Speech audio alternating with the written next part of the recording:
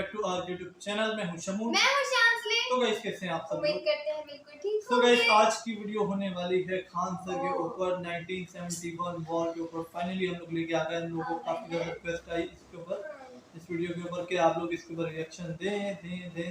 तो guys finally लेके आ गए हैं 1965 वॉर, कारगिल वॉर के हम लोगों ने रिएक्शन दिया हुआ खान सर की वीडियो का। उसका लिंक दे देंगे आपको डिस्क्रिप्शन में। अभी तक नहीं देखी तो जाके देख लेना भाई। और ये 1971 वॉर में क्या क्या हमें नया पता लगने वाला है। वैसे तो हम लोगों को काफी कुछ पता भी है और वैसे हम लोग सब जानते हैं। तो गाइस देखते हैं इसमें क्या अलग कुछ देखने को जानकारी मिलती है। Let's start. जय हिंद। सबसे पहले एक वार्निंग भैया, पाकिस्तान के लोग इस वीडियो को न देखें तो ही अच्छा है, क्योंकि इस वीडियो में हम बताएंगे कि कैसे हमारे भारत के वीर सिपाहियों ने 2 सैनिकों ने मिलकर पाकिस्तान के 93,000 फौजियों को घुटने टेका दिया था और दुनिया का सबसे बड़ा हार हुआ था और भारत के 2 सैनिक मारे गए थे लोंगेवाला में। हम इस वीडियो में बताएंगे कैसे PNS गाजी को डुबा दिया गया। ये भी बताएंगे कि चाइना पाकिस्तान का इतना बड़ा दोस्त बनता है लेकिन 1971 में क्यों नहीं बचा पाया, न चाइना बचा पाया और न ही अमेरिका बचा पाया। इस वीडियो में हम A to Z बातें करेंगे। अगर आप इस वीडियो को कंप्लीट देख लेते हैं तो कोई भी पाकिस्तानी की हैसियत नहीं होगी कि आपसे आंखें मिला सके, इसलिए इस वीडियो को देखते रहिएगा। यदि आप राष्ट्रवादी, अगर आप भारतीय हैं तो ही इस वीडियो को देखें। पाकिस्तानी और बाहर के चाइनीज वगैरह लोग इस वीडियो को न देखें, ये उनके लिए एक तरह का वार्निंग है, क्योंकि इसमें हम भारतीय सेना के हर उस वीर गाथा को बताएंगे जो एक हर भारतीय सुनना चाहता है। A to Z उस बातों को बताएंगे। पाकिस्तानी इस वीडियो को क्यों ना देखें तो भैया आप देख लीजिए यहाँ क्यों ना देखें, क्योंकि हम आज चर्चा करने वाले हैं इसकी, और इसका नक्शा किससे मैच करता है आप देख रहे हैं। If you don't believe then go on Google.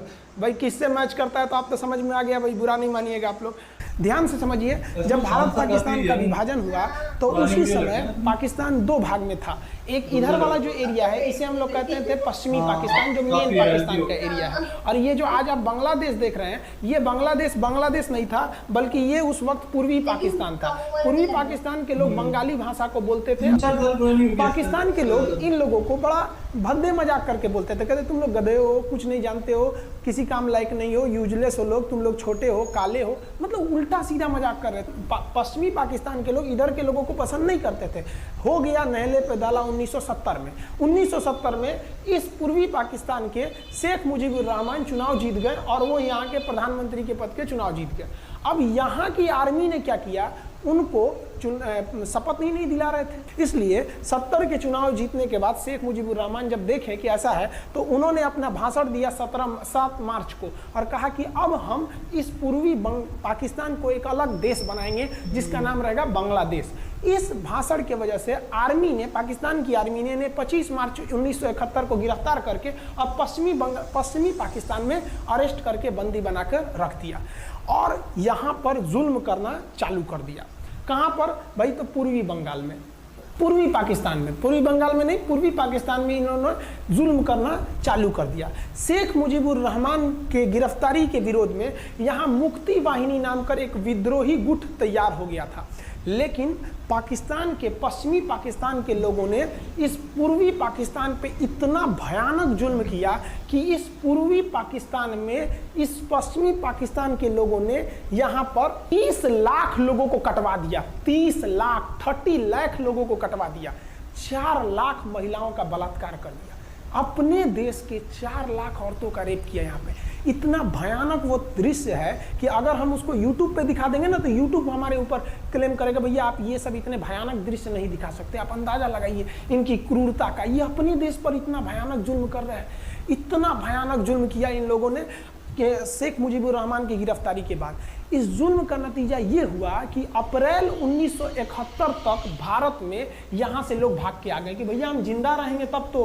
और यहाँ 10 लाख लोग भारत में आ गए शरण लेने के, भैया हमको बचाइए।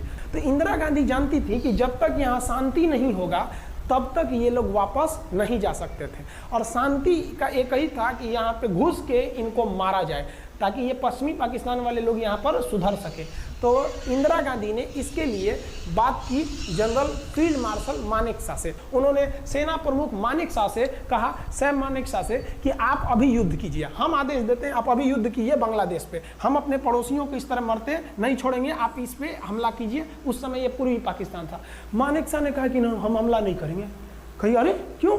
कहा कि आप महीना देख रही हैं, अप्रैल का महीना है, अप्रैल के महीने का मतलब बरसात का दिन सर पे है, और बरसात के समय पूरब का हाल क्या होता है, एकदम भयानक बाढ़ आ जाती है। और उन्होंने एग्जाम्पल भी दिया कि सिकंदर की फौज भी हाथी लेके आई थी और कीचड़ में फंस गई थी कि अगर यहाँ हम लड़ जाते हैं तो यहाँ बरसात रहेगा, हम यहाँ उलझ जाएंगे, ये एरिया सूखा रहेगा, चाइना का ऊपर से एरिया सूखा रहेगा, ये हमला कर देंगे, हमको 3 ओर से लड़ाई लड़ना पड़ेगा। मानेकशॉ ने इंदिरा गांधी से कहा कि आप 2-3 काम कर लीजिए। कब तक के लिए कि नवंबर तक हम लोग युद्ध नहीं करेंगे, लेकिन अप्रैल से नवंबर के बीच में हम अपने सैनिकों को इस एरिया में लड़ने के लिए ट्रेनिंग दे सकते हैं। मुक्ति वाहिनी उसको हम ट्रेनिंग दे सकते हैं। और इसी में 1971 में हमारी जो थी भारत और रूस की एक समझौता पर हस्ताक्षर हो गया। अब हम लोगों ने पाकिस्तान को एक बारूद के ढेर पर बैठा दिया था। इंतजार था तो इस बात का कि उस बारूद में एक चिंगारी की और पाकिस्तान तबाह हो जाता। इत्तेफाक देखिए, उस बारूद के ढेर पर खुद चिंगारी जलाई पाकिस्तान ने। कैसे, तो समझिए कैसे। हम लोग का था कि इधर हम लोग ऑफेंसिव हो जाएंगे, मतलब इधर भयानक हमलावर हो जाएंगे, और इधर हम लोग डिफेंसिव रहेंगे, मतलब इधर कम हमला करेंगे, ताकि हम लोग का मेन मकसद पाकिस्तान से युद्ध नहीं था। हमारा मेन मकसद था हमारे अपने बांग्लादेशी भाइयों पर जो जुल्म हो रहा था, जो उनकी बहनों को रेप हो रहा था, इतना भयानक किया था वहाँ पर पाकिस्तानियों ने कि बाप के सामने बेटी का रेप करते थे, और उसके बाद बाप को मार के कहते थे तू भी रेप कर। इतना मतलब मानवता पूरी खत्म कर दिया गया वहाँ पर। तो भारत ने कहा कि इधर हम डिफेंसिव रहेंगे। पाकिस्तान को ये खबर लग गई कि भारत ना इधर कमज़ोर है। अरे भैया, इधर हम कमज़ोर थोड़ी हैं, इधर कम सैनिक रखे हैं और इधर हम भयानक रखे हैं, तो इसका मतलब ये थोड़ी है कि हम कमज़ोर हो जाएंगे। भैया कहा जाता है ना कि सोनार के घर का कचड़ा भी बनिया के बादाम से महंगा बिकता है। देखिए, हम लोग ठंडी का इंतजार ही कर रहे थे कि पाकिस्तान ने गलती कर दिया। उसने 3 दिसंबर को अचानक हमला कर दिया श्रीनगर पे, पठानकोट पर, चंडीगढ़ पर, यहाँ पर आगरा हवाई अड्डे पर तबातोड़ हमला कर दिया। एयरफोर्स का इतना भयानक हमला पाकिस्तान का भारत पर हुआ कि भारत देखते रह गया। धड़ धड़ पाकिस्तान की जहाजें एंट्री मार गई सब भारत में, उसकी एयरफोर्स एंट्री कर दी। इतना भयानक हमला था, इतना भयानक कि भारत का एक भी सैनिक नहीं मरा। मुझे पता था कितना भयानक हमला था। अरे भाई, आप यहाँ पर घुस जाएंगे हमारे देश में तो क्या हो जाएगा भैया, मूस मोटैया लोढ़ा हुईन, हाथी घोड़ा थोड़े हुईन। भारत तो इसी का इंतजार कर रहा था। देहात में कहावत कहा जाता है कि रोए के रानी तले अखिए खुदा गई। भैया, हम प्लाने कर रहे थे कि हमला करने के लिए कि आप हमारे पे हमला करिए दीजिए। अब विश्व का भी दबाव नहीं आएगा हमारे ऊपर कि भैया हमला तो आपने किया है, अब हम लोग छोड़ेंगे नहीं। भारत एकदम दृढ़ निश्चय कर लिया। इसी बीच पाकिस्तान को एक खतरनाक खबर लग गई। क्या थी खबर भाई? तो देखिए, पाकिस्तान को खबर लगी कि भारत की ज़्यादातर फौज इस पूर्वी पाकिस्तान की ओर डिप्लॉयड है, और यहाँ राजस्थान के जैसलमेर जिला में एक जगह है लोंगेवाला। उस लोंगेवाला में केवल और केवल 120 फौजी हैं। और अगर पाकिस्तान ने सोचा कि 120 फौजियों को हम रातों रात मार देते हैं तो उस समय एयरफोर्स रात में लड़ाई नहीं कर सकती थी, इसलिए इन्होंने लोंगेवाला में एंट्री मार दी। पूरी भयानक टैंक लेकर, फौज लेकर, इन्फेंट्री लेकर, और उसको वो लोग लोंगेवाला में घुसने के लिए चल दिए। और लोंगेवाला में भारत के पास केवल 120 सिपाही थे, केवल 120, और उन पर वो हजारों की संख्या में टूट पड़े। लेकिन घबराना नहीं चाहिए, क्योंकि चींटियां तादाद में कितनी भी क्यों ना हो जाए, गन्ना घसीट के नहीं ले जा सकती हैं। लोंगेवाला में जो ड्यूटी थी उस समय कुलदीप सिंह चांदपुरी जी का। कुलदीप सिंह चांदपुरी सरदार हैं, आप देखे होंगे बॉर्डर मूवी में इनका रोल सनी देओल ने किया है। अब ये कुलदीप सिंह, ये भैया पंजाबी सिख, अब ये लोग 1.25 लाख से नीचे कुछ सोचते ही नहीं है। चिड़िया नू में बाज लड़ावा, गिदड़ नू में शेर बनावा, और 1.25 लाख नू एक लड़ावा, तब गोविंद सिंह नाम रखावा। खबर आया कि आपसे जो लड़ने आ रहे हैं ना पाकिस्तान की ओर से, वो ब्रिगेडियर तारिक मीर आ रहा है। उसके पास टैंक है, 2800 फौज है, बहुत ही तेज रफ्तार से आ रहा है। आपके पास केवल 120 जवान है कुलदीप सिंह, आप पीछे हट जाइए, आप पीछे हट जाइए, क्योंकि आपको हम ना, आप बहादुर हैं इसमें नो डाउट, लेकिन आप कैसे लड़िएगा उतनी भयानक फौज के पास यहाँ। उन्होंने कहा खालसा सिख नहीं हट सकते, हम दिखा देंगे कि हम 120 भी उन पर क्या पड़ेंगे, भारी पड़ेंगे। इनके पास ना ही टैंक को उड़ाने के लिए कोई संसाधन थे, टैंक को मारने के लिए एक जीप पर लगा हुआ छोटा सा तोप था, और इनके पास 3 ठो माइंस लगे थे। माइंस समझते हैं आप लोग? टैंक जो होता है ना, बम, उसको उड़ाने के लिए माइंस लगाए जाते हैं। तो देखिए ध्यान से, ये है माइंस, ये माइंस होते हैं। इस पर अगर टैंक चढ़ता है ना तो टैंक ब्लास्ट कर जाता है। तब इन्होंने दिमाग लगाया, इन्होंने क्या किया, जो खाली रेगिस्तान था ना उसमें ना आगे की ओर 3 ठो ओरिजिनल माइंस को लगा दिया, और जो खाना खाने वाला टिफिन होता है ना 4 खंडे वाला, इसे उस टिफिन को इन लोगों ने रातों रात ना बिछा दिया। ऐसे लाइन से देखिए, लाइन से पाकिस्तान की टैंक आई तो शुरुआत में तो भैया ओरिजिनल माइंस था, धड़ाम से लगा, पाकिस्तान की टैंक उड़ गई। पाकिस्तान का एक टैंक उड़ा, फिर दूसरा उड़ा, तीसरा उड़ा, पाकिस्तानी एकदम डर गए सब। ब्रिगेडियर तारिक मीर कहें कि भैया यहाँ तो माइंस लगा के रखा है इन लोगों ने, एक काम करो इंजीनियरों को बुलाओ, पूरा माइंस निकालो। अब ब्रिगेडियर जो हमारे मेजर कुलदीप सिंह थे ये जानते थे कि बाबू अगर हम तुमको रात भर रोक दिए ना तो सुबह हमारी एयरफोर्स आएगी, तुमको जिंदा नहीं छोड़ेगी, इसलिए इन्होंने पूरा टिफिन बिछाया था। इन पाकिस्तानियों ने 6 घंटे लगा दिए उनको निकालने में। इंजीनियर आते थे तो डर के मारे टिफिन निकालते थे, अरे बाप रे बाप, और टिफिन में तो ईंटा पत्थर भर देते थे और डर के ले जाते, अरे भागो भागो भागो, माइंस है माइंस है। इसको लगाते लगाते इन लोगों ने पूरी रात बिता दी। 3 बज गया, 3 बजे इनको पूरा सन्नाटा दिखा कि भैया ये तो टिफिन है, ये रेगिस्तान में ये तो टिफिन है। अब उन्होंने कहा कि आदेश दिया कि हमला करो, तो कुलदीप सिंह जो थे चांदपुरी, उन्होंने बालू के बीच में ऐसे गड्ढे बना रखे थे और अपने फौजियों को ना 2 किलोमीटर एरिया में बिछा दिया था, एक उधर एक इधर एक इधर, तो चारों ओर से फायरिंग होती थी। पाकिस्तानियों को लगी ना कि भैया हमको गलत इंफॉर्मेशन मिल गया है, 120 गो मिल के ऐसे थोड़े मारेगा सब, सोच रहा उधर से गोली इधर से गोली, धड़ाधड़ बम गोला दारू सब चल रहा है यहाँ पर, इतना भयानक कहीं कोई 120 आदमी मिल के ऐसे मारता है? नहीं भाई, इतना भयानक सुनसान एरिया में कहाँ से कौन मार रहा है, एकदम तबाही मचा दिया। कुलदीप सिंह चांदपुरी ने क्या तबाही मचाया था आप देखना चाहते हैं तो देखिए उन लोगों ने क्या तबाही मचाया था। ये है पाकिस्तान का टैंक, ये धज्जी उड़ गया था टैंक का, थुथुर तोड़ दिया इसका यहाँ पे। ये देखिए टैंक का, पाकिस्तानी देख रहे हैं कि भैया सब चक्का उक्का फेंका गया। बताइए ये चांदपुरी साहब कैसा करना चाहिए, ये कोई वीडियो गेम खेल रहे हैं, मार के धज्जी उड़ा दिया। अरे पाकिस्तान बच्चा है, अपने बच्चा है, बिगड़ गया, आराम से मारिए, ऐसे एकदम धज्जी उड़ा दिए हैं बेचारा सबको। पाकिस्तान के टैंक को धज्जी उड़ा के उस पर भारतीय सैनिक खड़ा होकर फोटो खिंचवा रहा था, फोटो खींच, उस समय सेल्फी नहीं था ना, तो आगे से फोटो खींचना, फोटो खींचे यहाँ पे, आने वाली पीढ़ियों को ये प्रेरणा देगी। बताइए इतना सुंदर गाड़ी लेके आया था पाकिस्तान मारने के लिए, हाँ बेचारा ऐसे मारा जाता है, हाँ। अरे ब्रिगेड मेजर साहब आप भी, बच्चा है, बच्चा को थोड़ा आराम से मारिए, देखिए इसका थोबड़ा बिगाड़ दिया गाड़ी का, ओहो ऐसे नहीं मारना चाहिए। लेकिन क्या कीजिएगा, बच्चा बिगड़ जाता है तो धोना ही पड़ता है। ये हाल कर दिया रात भर में, सोचिए रात में इतना बुरा मारा, दिन में दिखता तो कुछ डाल रहा पूरा, एकदम भयानक तबाही मचा दिया मेजर कुलदीप सिंह चांदपुरी ने। इनके आगे कौन खड़े थे, ब्रिगेडियर पाकिस्तान के ब्रिगेडियर साहब को कहने लगी भैया ये तो बहुत बुरा मार रहा है सब। तब तक हो गया सुबह, और सुबह के वक्त हमारे जो हंटर जहाज थे, उस समय जो जहाजें थी वो हंटर जहाज थी। ये हंटर जहाजें रात में नहीं उड़ सकती थी लेकिन दिन में उड़ सकती थी। रात भर तक कुलदीप सिंह चांदपुरी ने ऐसा कूचा पाकिस्तानियों को, इतना कूच दिया कि भोर हुआ तो बाकी का कसर पूरा कर दिया हमारे हंटर विमानों ने। ये हंटर विमान जब आए सब तो इतना भयानक तबाही मचाए सब पाकिस्तान के जहाजों का कि आप हुलिया देखेंगे ना, पाकिस्तान के टैंक का ऐसे पड़ गया, ये सब टैंक पूरा तबाह हो गया, सब पूरी तरह ध्वस्त हो गया इतनी भयानक युद्ध में। 3 तारीख को पाकिस्तान ने हमले की शुरुआत की और ये 4 तारीख का शकल देखिए पाकिस्तान, इतना भयानक धज्जी उड़ा दिया पाकिस्तान का जिसका कोई हद नहीं। पाकिस्तानियों को दुम दबा के भागना पड़ा, ब्रिगेडियर साहब भागे, कहें कि भाग भैया न तो ये सब जान ले लेगा सब। हम लोगों ने पाकिस्तान के टैंकों को अपने यहाँ रख लिया है म्यूजियम में, आज भी जाके देखिएगा ना तो इन टैंकों को डर के मारे पाकिस्तानी छोड़ के भाग गए कि भागो भाई यहाँ पर। ये 120 जवानों का जलवा था। और पाकिस्तानी कहते हैं कि हिंदुस्तान के लोग क्या लड़ेंगे।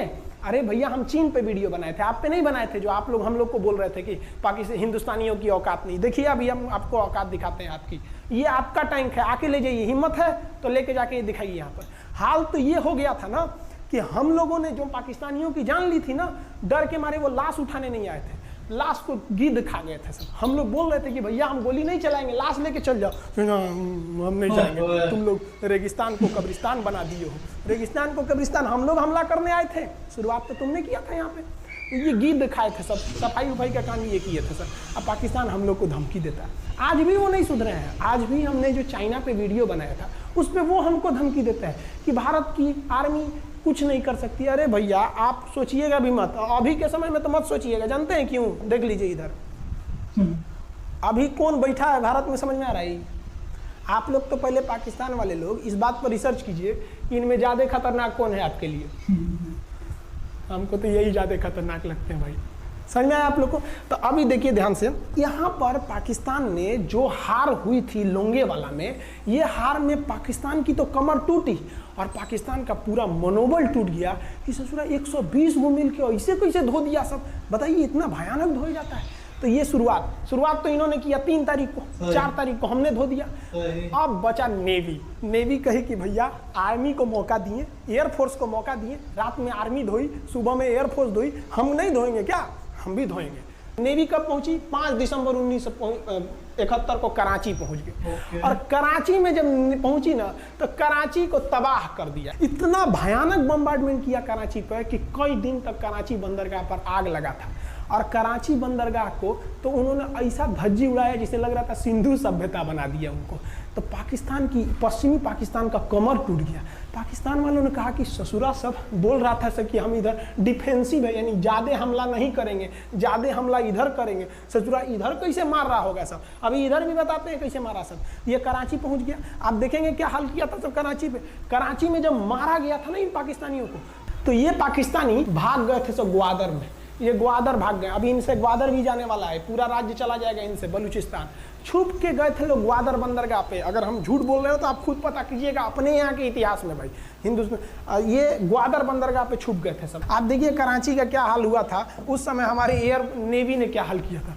पाकिस्तान का जितना जहाज बस मिल जाए कि भैया ये जहाज किसका है, तो भैया जब पता चले कि भैया ये जहाज पाकिस्तान का, ये हाल हो जा रहा था जहाज का। यहाँ देख लीजिए इनका पूरा ध्वस्त का। भैया ऐसे मारा जाता है? हाँ, अरे भाई बच्चा को बच्चा की तरह मारना चाहिए। इंडिया की नेवी ने भी हद कर दिया। बताइए इस तरह मारा जाता है? हाँ, यहाँ देख लीजिए पूरा का पूरा धज्जी उड़ा दिया इन लोगों को। अरे भाई बच्चा है, बिगड़ गया है तो थोड़ा सा आराम से ना मारिएगा कि देख रहे हैं इस तरह से मारा पूरा पाकिस्तान के। कराची बंदरगाह उड़ गया। तो पाकिस्तान का तो इधर से तो पूरा का पूरा धज्जी उड़ा दिया। अभी शुरुआत हुई युद्ध के केवल 2 दिन हुए हैं। आप दिल थाम के रखिए, अभी युद्ध लंबा चलने वाला है। 3 दिसंबर को स्टार्ट किए, 4 दिसंबर को हम लोग लोंगेवाला धो दिए, अब 5 दिसंबर को कराची। अब पाकिस्तान ने ना भारतीयों को तबाह करने के लिए, भारत का सबसे खतरनाक जहाज था INS विक्रांत। INS विक्रांत को बर्बाद करने के लिए ना इसने यहाँ से भेज दिया INS PNS गाजी को। गाजी एक पनडुब्बी थी, उसको आदेश दिया गया कि जाके मार के आओ किसको? विक्रांत को। क्योंकि अगर विक्रांत जहाज डूब जाता तो वाकई उस समय हमको युद्ध जीतने में बहुत दिक्कत आ जाती। तो ये गाजी कैसे डूबा, इसको हम लोग एक खराब जहाज से मार दिए। तो अब इधर समझते हैं कि जब उधर इतना भयानक धोए तो इधर कितना बुरा धोए होंगे, इसको बारे में हम लोग समझते हैं। भारतीय सेना अब पूरब की ओर क्या क्या काम की, इसको ध्यान से समझिए। ये मुक्ति वाहिनी जो थी बांग्लादेश की, वो अंदर ही पाकिस्तानी फौजियों को मार रही थी गली कुची में दौड़ा दौड़ा के, क्योंकि इन पाकिस्तानी फौजियों ने वहां पर रेप किया, मर्डर किया। और इनका साथ दे रही थी इधर से हमारी इंडियन आर्मी और ऊपर से हमारा एयरफोर्स। ये तबाह कर दिए थे, इनको भागने के लिए भी जगह नहीं था। और इसी में इनका सबसे बड़ा सरदर्द बन गया था इंडियन नेवी, क्योंकि इनको जो मदद थी, देखिए ये पूर्वी पाकिस्तान है, इनको मदद जब भी मिलेगी तो इधर से ही मिलेगा। अब बताइए यहाँ से तो कोई जाएगा नहीं, बेवकूफ़ भी नहीं होगा जो इधर से मदद करने जाएगा। रास्ते में ही एयरफोर्स मार के गिरा देती थी, ट्रक वगैरह जाएगा नहीं। तो नेवी से ये इन लोग मदद देते थे। भैया यहाँ पे जो इनके फौजी लड़ रहे थे उनको खाना पीना भी खत्म हो गया था। अब इनको बर्बाद कर दिया भारत। INS विक्रांत, INS विक्रांत उस समय का बहुत बड़ा जहाज था इस साउथ एशिया के देशों का। और यहाँ से उस इतना बड़ा जहाज था कि उसके ऊपर से लड़ाकू जहाजें उड़ती थी। वो एयरफोर्स यहाँ से भी बम मारता था, मिसाइलें मारता था, ऊपर से लड़ाकू जहाजें और हेलीकॉप्टर छोड़ देता था, जो ताकि मुक्ति वाहिनी को कोई दिक्कत ना है। मुक्ति वाहिनी मारती थी और आर्मी पूरी तरह से उसने यहाँ से हमारा विक्रांत ने चटगांव बंदरगाह को तबाह कर दिया। अब बांग्लादेश का देखिएगा वर्तमान में, उस समय तो पूर्वी पाकिस्तान था, ये चटगांव उस समय पाकिस्तानी आर्मी नेवी का एक बहुत बड़ा केंद्र था। इधर हम लोग ने उड़ा दिया कराची, इधर उड़ा दिया हम लोग ने चटगांव। अब मुक्ति वाहिनी को कोई खास दिक्कत नहीं आ रहा था। अब पाकिस्तान ने कहा कि हर हाल में इस विक्रांत को बर्बाद करो। देखिए ये विक्रांत है, विक्रांत जहाज जो था इस पे से इसके ऊपर देखिए आपको लड़ाकू जहाजें दिखेंगे। पीएनएस गाजी को क्या आदेश दिया गया था भाई कि तुमको जाना है और इस विक्रांत को बंगाल की खाड़ी में जाने के बाद इसी में डुबा देना है। अब पाकिस्तान वालों का इतना दिन तो अच्छा था नहीं, भारतीय खुफिया एजेंसी को पता चल गया कि पाकिस्तान की पनडुब्बी वो समुद्र के अंदर अंदर चलती है, उसको साइलेंट किलर कहा जाता है। पाकिस्तान की पनडुब्बी चल दी है पश्चिमी पाकिस्तान से बंगाल की खाड़ी की ओर, ये अरब सागर से बंगाल की खाड़ी की ओर चल दिया। अब विक्रांत को बचाना हर हाल में जरूरी था, इसलिए हम लोग विक्रांत को छुपा दिए, मतलब थोड़ा सेफ्टी दे के रखने लगे। और इस पीएनएस गाजी जो था, पीएनएस गाजी को देखेंगे, पीएनएस का मतलब था पाकिस्तानी नेवल शिप, पीएनएस गाजी, ये मारने आ गया किसको? विक्रांत को। इस पीएनएस गाजी को अगर कोई मार के डुबा सकता था तो वो था आईएनएस राजपूत।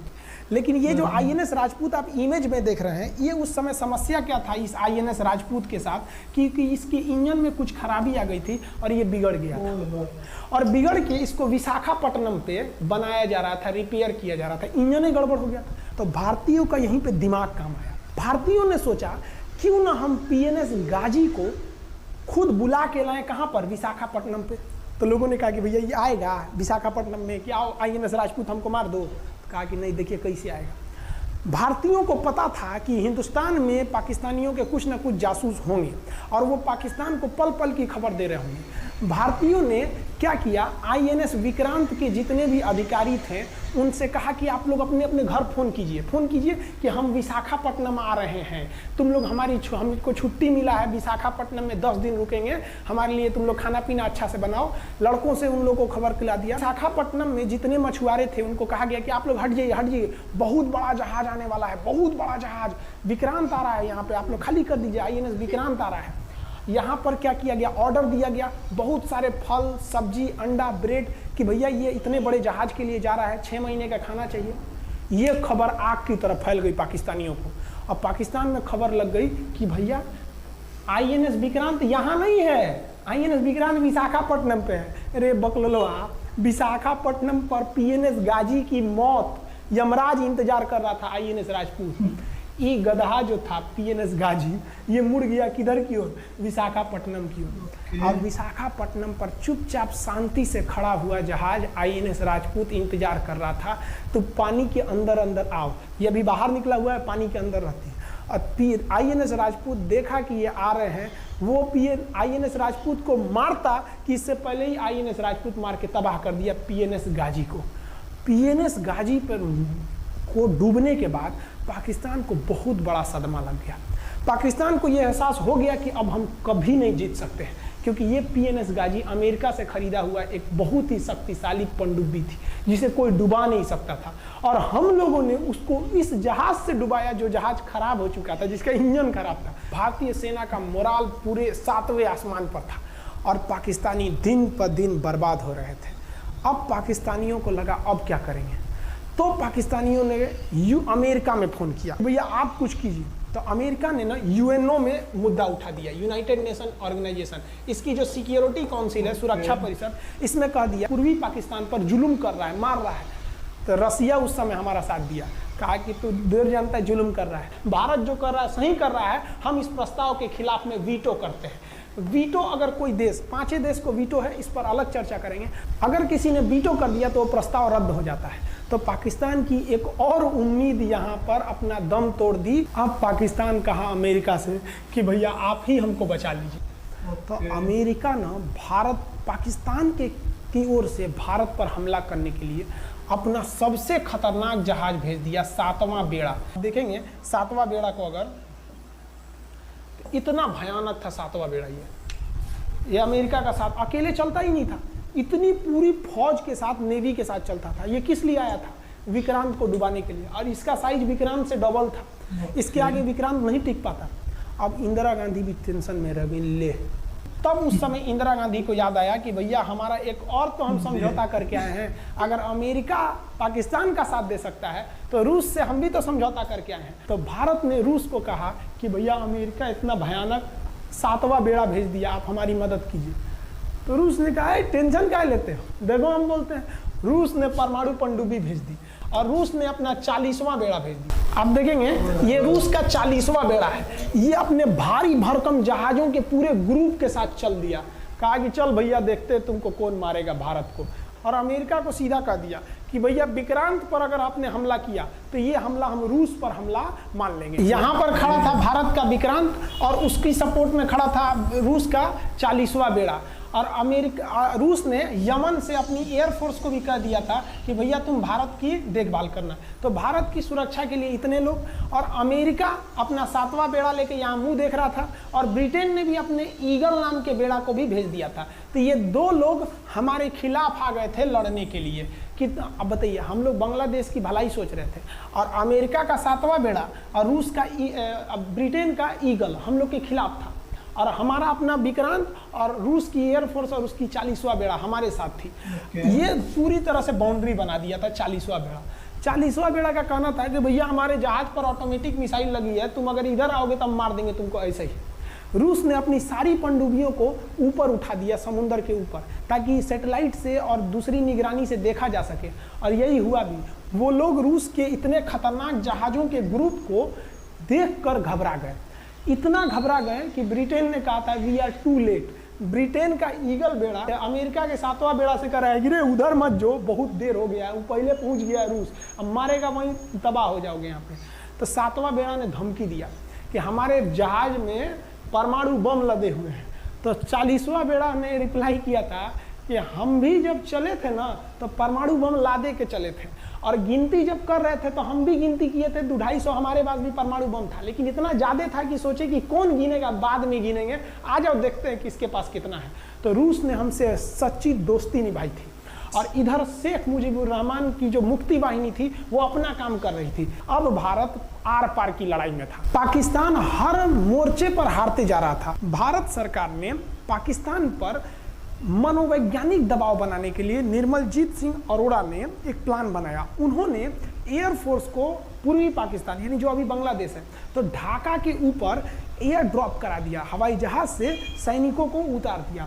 और उन सैनिकों के भेष में उसमें सैनिक कम थे और उसमें केवल पुतलों को नीचे उतारा गया था। ये केवल इंडियन आर्मी जान रही थी कि पुतला नीचे उतरा है सर, लेकिन मीडिया ने तो इसको खबर को आग की तरह फैला दिया। और इसमें हम धन्यवाद देना चाहेंगे हाथ जोड़कर BBC न्यूज का। और BBC ने ये छाप दिया कि इंडियन एयरफोर्स ने ढाका पर 5000 एयर ड्रॉप करा दिया फौजियों को। अब ये गली गली खोज खोज के पाकिस्तानी फौजियों को मारेंगे कि तुम क्यों मार रहे हो हमारे बांग्लादेशी भाइयों को। और बांग्लादेश की मुक्ति वाहिनी वैसे ही उनके पीछे पड़ी हुई थी पाकिस्तानियों के। अब पाकिस्तानियों का पूरा मनोबल टूट गया, पाकिस्तानी गली गली छुप गए सब। सोचिए ये पुतला से डर जा रहे थे सब, रियलिटी में ये फौजी नहीं थे, ये पुतला गिराया गया था एयर ड्रॉप करके। अब वो लोग डर के मारे भाग गए यहाँ पर। अब एयरफोर्स ने देखा कि उसकी ये छोटे से वैज्ञानिक दबाव का इतना खतरनाक असर पड़ा है। एयरफोर्स ने कहा कि अब एक काम करते हैं, अब आर पार को अब ठोक डालते हैं पाकिस्तान को, अब जो होगा सो देखा जाएगा। एयरफोर्स ने बांग्लादेश के जो गवर्नर थे उनके घर पे हमला कर दिया। अब वो घर में नहीं थे, वो तो बच गए। बचने के बाद डर क्या होता है, देखिए डर किसको कहा जाता है। जो उनके गवर्नर हाउस थे AH मलिक, इन्होंने त्याग पत्र दे दिया, भैया जिंदगी रहेगी तो बहुत नौकरी करेंगे, डर के मारे त्याग पत्र दे दिया। सोचिए गवर्नर, क्योंकि पाकिस्तान का एक राज्य ही तो था पूर्वी पाकिस्तान, जैसे हमारा एक राज्य है उत्तर प्रदेश, बिहार, महाराष्ट्र, वहाँ पे भी गवर्नर होते हैं ना, संवैधानिक हिसाब से गवर्नर मालिक होता है उस जगह का। त्याग पत्र दे दिए। सोचिए ये डर था उनके अंदर। निर्मलजीत सिंह अरोड़ा जो लेफ्टिनेंट जनरल थे, जनरल तो हमारे मानिक शाह थे, लेफ्टिनेंट जनरल थे जिन्हें बांग्लादेश जीतने की जिम्मेदारी दी गई थी, मतलब उसे सुरक्षा करने की जिम्मेदारी दी गई थी। वो पाकिस्तान के लेफ्टिनेंट जनरल नियाजी से बात किए और उन्हें कहे कि हम आपको आधा घंटा का टाइम देते हैं और आप इस आधा घंटा में विचार कीजिए आप सरेंडर करते हैं कि नहीं। अगर आप सरेंडर कर देंगे तो हम आपको गारंटी देते हैं कि आपके सैनिकों को जिंदा रखा जाएगा, और अगर आप हमारी बात को नहीं मानेंगे, देखिए गवर्नर साहब के घर है, कोई ठीक नहीं है, आपके घर पे भी यही हो जाएगा। क्योंकि अगर आप हमारे सामने सरेंडर नहीं करिएगा तो याद रखिए हम अपने हमले को 10 गुना और तेज कर देंगे। और हाथ तो आप चारों ओर से गए हैं। भारत चाहता था कि जल्दी से जल्दी इस युद्ध को खत्म किया जाए, क्योंकि अब ये अंतर्राष्ट्रीय मैटर हो चुका था। अब अमेरिका अपना नाक पे ले लिया था कि भैया हमारा जहाज मार के गिरा दिया। PNS गाजी उसी की पनडुब्बी थी, वो तो पाकिस्तान को दिया।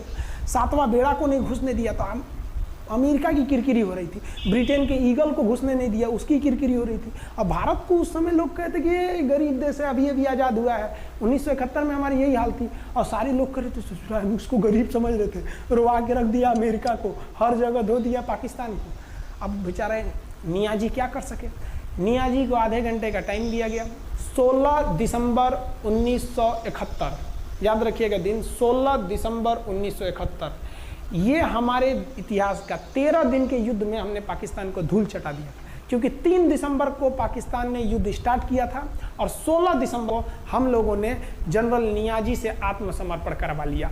और आत्मसमर्पण आप देखना चाहेंगे जनरल नियाजी का। जनरल नियाजी इन्होंने हमारे लेफ्टिनेंट जनरल निर्मलजीत सिंह अरोड़ा के सामने आत्मसमर्पण साइन किया और साइन करने के बाद बांग्लादेश के ढाका रेस कोर्स में इन्होंने साइन किया और इनकी आंखों में आंसू था। एक देश के सेनापति के लिए इससे शर्म की बात क्या है जो गिनीज बुक में नाम रिकॉर्ड करा दिया। गिनीज बुक में कैसे? देखिए, पाकिस्तान के लोग हम चाइना के वीडियो बनाए थे, उस पर कमेंट कर रहे थे कि इंडियन आर्मी कुछ नहीं कर सकती। देखो, बांग्लादेश तुम्हारी बहादुरी का जीता जागता उदाहरण है।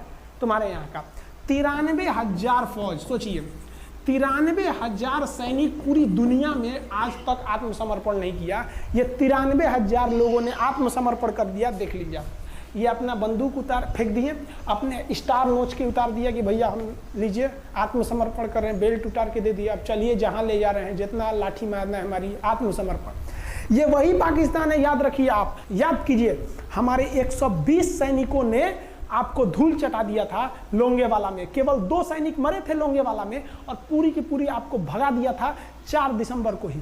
और आप याद कीजिए, बहुत बहादुर बनते हैं ना, 93,000 फौज आपकी हार के गई है यहाँ से। इतना बड़ा हार दुनिया में आज तक कहीं का नहीं हुआ है। 93,000 सैनिक सरेंडर करके गए हैं भारत के सामने से। क्या बात कीजिएगा आप हमारे सामने।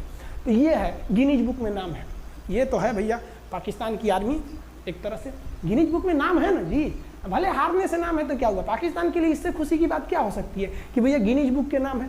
अब इन लोगों को जेल में बंद कर दिया गया, बाद में हम लोगों ने इन्हें छोड़ भी दिया था। और इस सरेंडर के बाद बांग्लादेश के जो मुक्ति वाहिनी थी उसके चेहरे पर ये मुस्कान थी कि बांग्लादेश अब स्वतंत्र हो गया। ढाका इंदिरा गांधी का स्टेटमेंट था, ढाका स्वतंत्र राजधानी है स्वतंत्र बांग्लादेश की। ये खुशी थी बांग्लादेशियों के चेहरे पर, जिनकी बहनों की इज्जत आबरू लूट ली गई थी उन्हीं देश के फौजियों के द्वारा।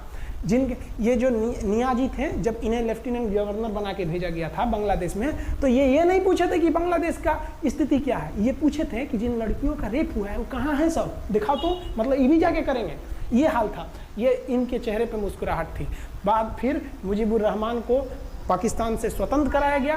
भारत ने जो अपना वादा किया था कि शेख मुजीबुर रहमान को स्वतंत्र करेंगे, बांग्लादेश को स्वतंत्रता दिलाएंगे, उनके अधिकारों के लिए लड़ेंगे, भारत ने अपने वादा को पूरा किया। आज शेख मुजीबुर रहमान की बेटी शेख हसीना बांग्लादेश की कमान संभाले हुई है। शेख हसीना, जब हमको याद है जब वो भारत आई थी तो एयरपोर्ट पे, तो मोदी जी एयरपोर्ट पर रिसीव करने गए थे, जबकि ऐसा नहीं होता है।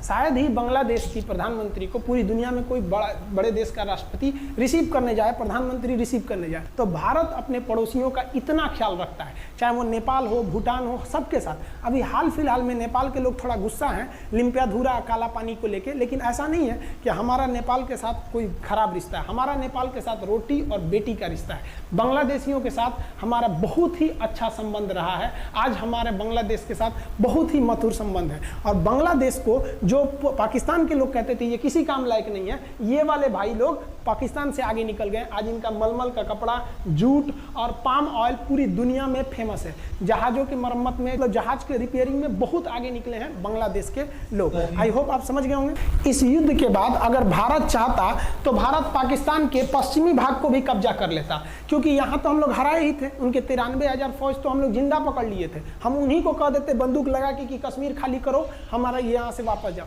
लेकिन बावजूद हमने इंसानियत दिखाई थी पाकिस्तान के ऊपर। इसका बदला ये पाकिस्तान ने हमें क्या दिया पता है? 26/11 हम संसद भवन पर अटैक, तो कभी अमृतसर में अटैक, कभी मुंबई में बम ब्लास्ट, कभी 26/11 का हमला, ये सब हुआ। हम चाहते तो उस वक्त भी जीत सकते थे।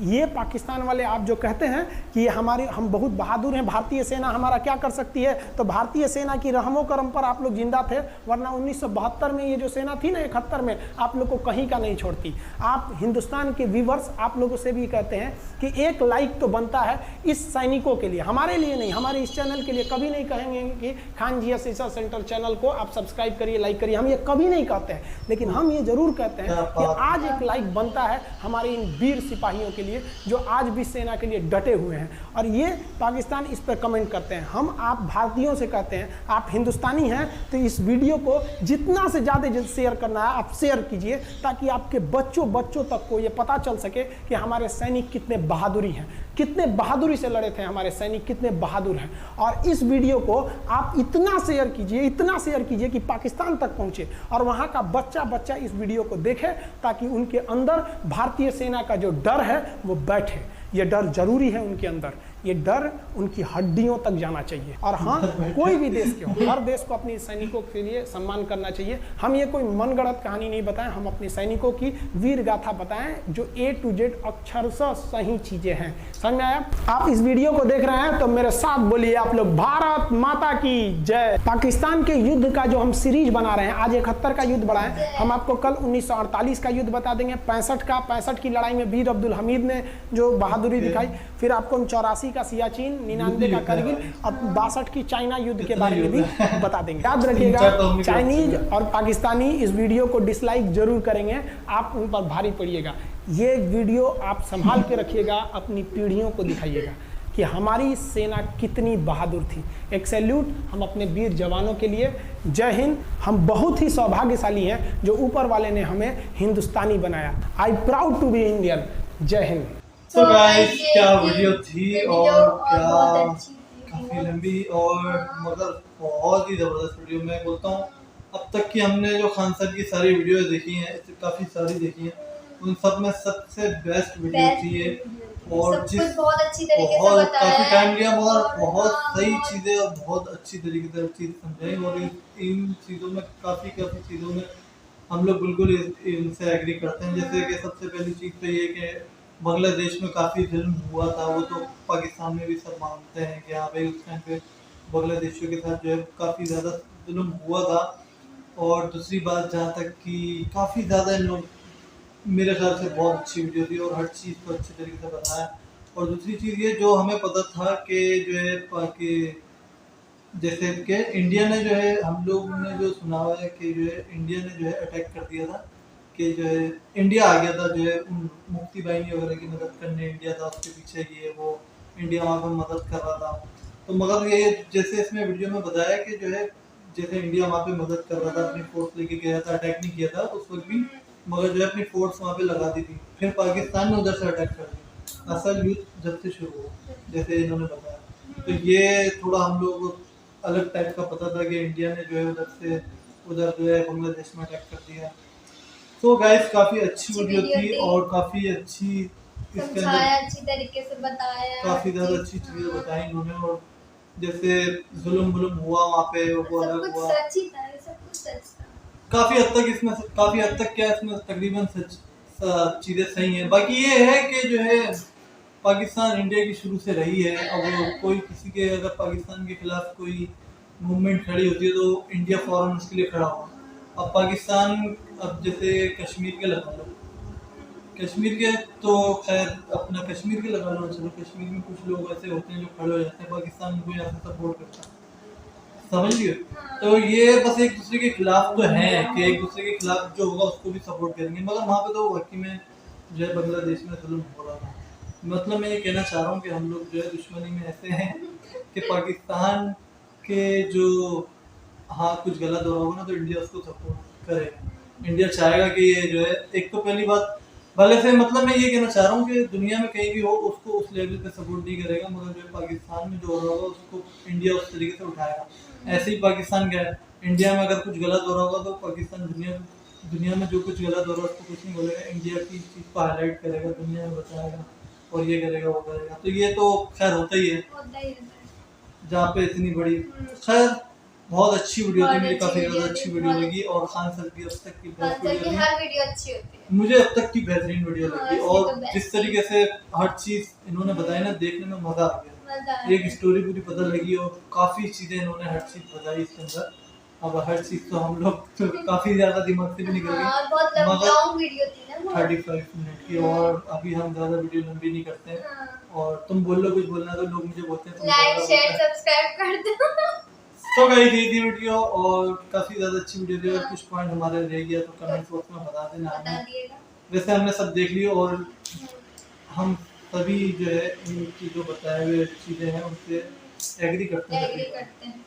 मेरे ख्याल से तो ऐसा हुआ है कि वहाँ पे हुआ, फिर जो है मुक्ति बहन की मुहिम चली, फिर इंडिया ने उसको सपोर्ट किया और ये सब चीज़ें सही है। तो सही यही है, स्टोरी हम सब लोगों को ठीक है। पता।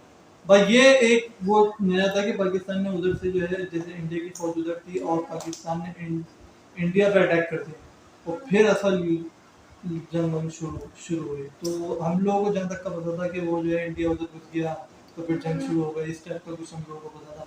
सो गाइस काफी अच्छी वीडियो थी और काफी ज्यादा नॉलेजेबल वीडियो थी हमारे लिए और देख के काफी मजा आया। आपको कैसी लगी प्लीज जरूर बताइएगा। बताना। और खान सर की और वीडियोस देखना चाहते हो तो हमें वो भी बता देना। सो गाइस मिलते हैं नेक्स्ट वीडियो में, तब तक के लिए बाय बाय।